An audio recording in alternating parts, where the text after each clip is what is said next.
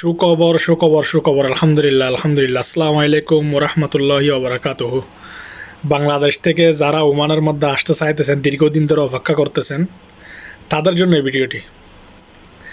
কিন্তু আমরা একটা মনের মধ্যে আশ্বাস ছিল যে নির্বাচনের পরে হয়তো কিছু একটা হবে, কিন্তু না।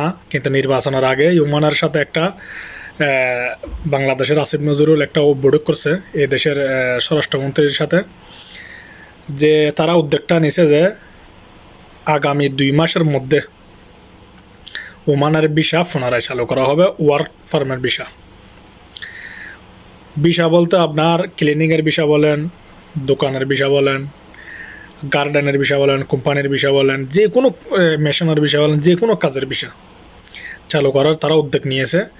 ইনশাল্লাহ যারা যারা আসার জন্য চেষ্টা করছেন এবং যারা যারা অপেক্ষা করতেছেন দীর্ঘদিন ধরে, অবশ্যই সফলতা আসছে। আপনারা অবশ্যই আসতে পারবেন।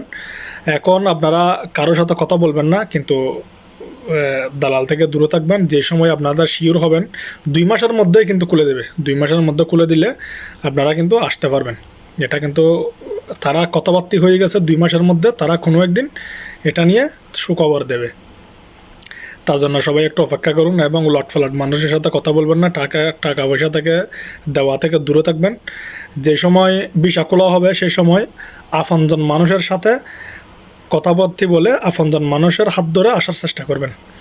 এখানে অন্যরকম মানুষের উলটফলাট মানুষের সাথে এসে আপনারা বিপদের সম্মুখীন হবেন। এক ভিসা বলবে আরেক ভিসা দেবে, কাজের ভিসা এক ভিসা বলবে ফ্রি ভিসা দেবে, এবং আরবাব ঠিক করবে না, পতাকা লাগাই দেবে না, অনেক রকম। এগুলো আগেও হয়েছিল, এখনও হইতেছে, এখনও হবে। এটা কিন্তু কোনো ভুল নয়। তার জন্য সবাই একটু সতর্ক থাকবেন এবং আপনজন মানুষের সাথে কথাবার্তা বলে আসার চেষ্টা করবেন। উলটফলাট মানুষের সাথে কথা বলে আসার চেষ্টা করবেন না। সবাই ভালো থাকবেন, সুস্থ থাকবেন। দালালকে কি প্রশ্রয় দেবেন না। সবাই চ্যানেলটি সাবস্ক্রাইব করবেন, সবাই শেয়ার করে দেবেন। আপনি দেখলে হবে না, ভিডিওটি সবাই দেখতে হবে, জানতে হবে। এটা কিন্তু আজকের গরম খবর, কিন্তু সবাই ভিডিওটি শেয়ার করে দেন। সবাইকে ধন্যবাদ এবং আসসালামু আলাইকুম।